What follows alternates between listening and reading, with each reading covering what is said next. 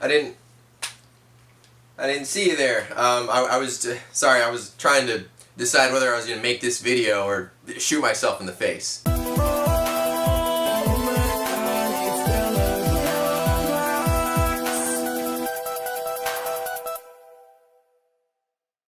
Now, why would I say that? Only because I'm about to discuss one of the most controversial, if not the most controversial topic in Pokemon: hacking. Now, what's my stance on it? I don't give a fuck, yo! But no, on a more serious note, I don't give a fuck, yo! And I'm more than willing to take the inherent burden of making this video that comes along with what I'm about to say. That being maybe an exposed piece from Verlicify, or maybe some smaller channels making a video on me blowing what I'm going to say out of proportion. And of course, immature and unwarranted attacks in the comment section. And of course, Mr. Game & Watch. So if you're at your keyboard waiting with bated breath to tell me about how I'm a terrible person for breaking your code of honor in a colorful rated E children's handheld game, then save your shaky, malnourished fingers the energy of typing out a mean comment, because I'm going to let you in on something. You can't hurt my feelings unless I love you. And I don't really know any of you that are making the comments, so it's not going to affect me. You see, mean comments sort of lose their punch after a while, especially after you've gotten more mean comments than there are episodes of Bleach. Logan, you're a shitty iDubbbz, and I hope that both your parents die. Logan, please stick your dick in a blender. Logan, I hope you go to prison and get raped. So let's get this over with. I hack most of, if not all, of my Pokemon. I know, crazy, right? I feel like I'm coming out to my parents. And if you're one of my amazing subscribers, and you find this utterly repulsive, and you find that me saying this warrants a "can't believe you would hack" SMH comment, then that's fine. Go ahead and unsub if I really offended you that bad. Most of the VGC community realize this fact, and they understand that complaining about hacking and caring about hacking really isn't something that they should focus their efforts on. One is because the people that do hack, you can't truly convince them to stop because it's saving them time. So the people in the VDC community, they're too focused on their jobs, school, their own competitive practice to really hyper-focus all of their social justice warrior cells on this topic. Now, the main problem lies in casual Pokemon players. These are the people who are most active in leaving mean comments and hack-shaming people, which is odd because these are the people that it affects the least, who care the most. And I'm not saying that casual players as a whole all think this way and that their beliefs align with that exact statement, but for the most part, it is the casual players that are attacking competitive players the most. These are the people who will leave comments and like shame you and be really rude to you on your channel if they even suspect you of hacking, if Verlicify has accused you of hacking. Those are generally the people who are going to be giving you the most hate. Because a lot of people who are against hacking have this idea, they have this golden standard, and there's a person right here that breeds their Pokemon. And this is sort of what we think of them as. We think of them as responsible. We think of them as a good person. They have, they have good morals. And then they have a different ideal, and it's a guy that hacks his Pokemon. And immediately, once we hear that someone hacks their Pokemon, we're gonna be like, "You were the chosen one! It was said that you would destroy this thing, not join them! You were my brother, Anakin! I loved you! I hate you!" And whenever someone says something like that, whenever someone, wishes death upon you or wishes for you to be banned because you hack, it's not a very rational way to approach the situation, which is why I'm going to talk about this situation rationally. I'm going to talk about it logically, and I'm gonna try and spell everything out so we all understand exactly what hacking a Pokemon does, means, and is. You see, the only difference between this upstanding citizen and this hacker is that one of them is getting their Pokemon faster. Other than that, there is absolutely no difference in the Pokemon themselves. A hacked Pokemon is no different than a fully trained, bred Pokemon. The only difference is one was made with a few clicks, and the other was made by hatching eggs and raising it with probably hacked items anyways. I know what you're thinking. That guy got his Pokemon faster than the other guy? What a cuck! Let's go burn down his house and flip his car over. I fucking hate this dude. If you do think like that, let me help clear your view a little bit with an example. Like Bill Nye or something. Can you tell the difference between these two glasses of water? No? Well, this one right here is filled with bleach.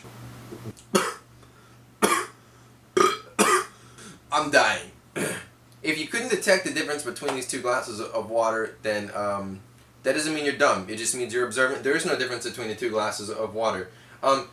But there is one tiny detail that I didn't tell you, and it's a detail that you shouldn't give a shit about. One of these glasses of water was poured with a pitcher, and the other glass of water had ice slowly melted into it. I'm gonna force your hand here and ask you a question. Which way would you rather get your water, from a non-biased standpoint? If you said the first way, then congratulations, you have an IQ that is higher than 60. If you said the second way, then I would challenge you to try and live this lifestyle and document it and let me know how that works out for you. The reason that I'm going Bill Nye on you and lecturing you about glasses of water is for the sole reason of letting you know that there is no difference between a hacked Pokemon and a bred Pokemon. In the competitive scene, a hacked Pokemon and a bred Pokemon are equal. Neither have an advantage. Both have reached their maximum potential in stats and IVs. Now we can relate this back to water mainly in the sense that one of them takes a very long time to pour and the other doesn't. Now, is a person bad because they want to save time when making their Pokemon?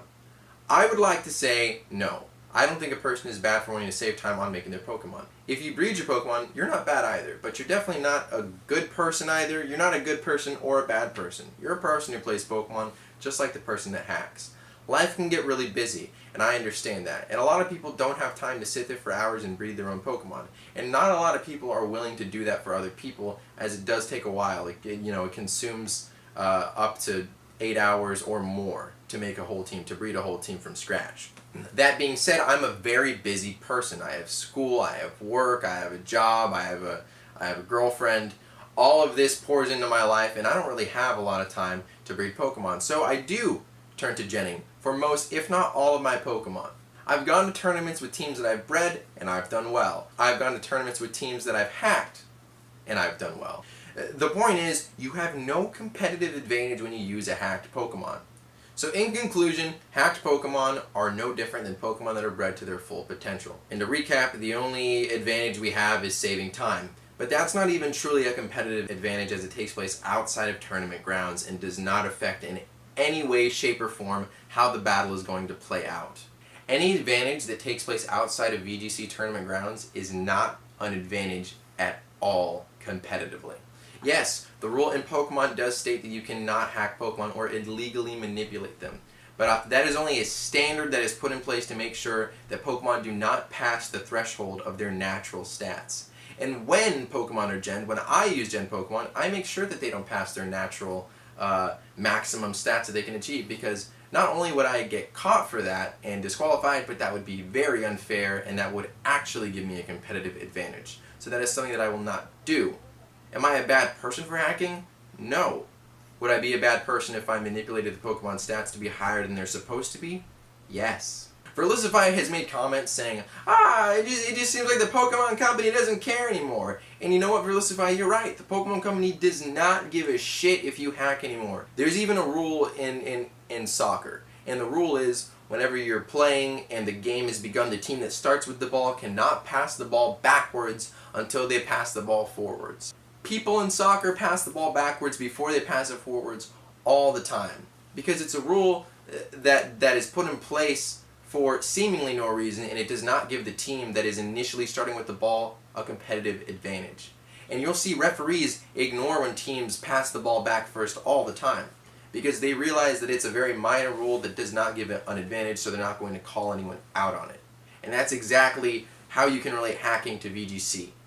So, to answer most people's questions, is a person bad for hacking? No, a person is not a bad person for hacking. Morals do not belong in the way that you obtain your Pokemon, and they never will. That being said, if you'd like to hack your Pokemon for an event, by all means, go for it. Just understand the consequences that will take place if you are caught or if you edit your Pokemon in a way that exceeds their natural limitations. Hacked Pokemon aren't magically more powerful than Pokemon that are bred.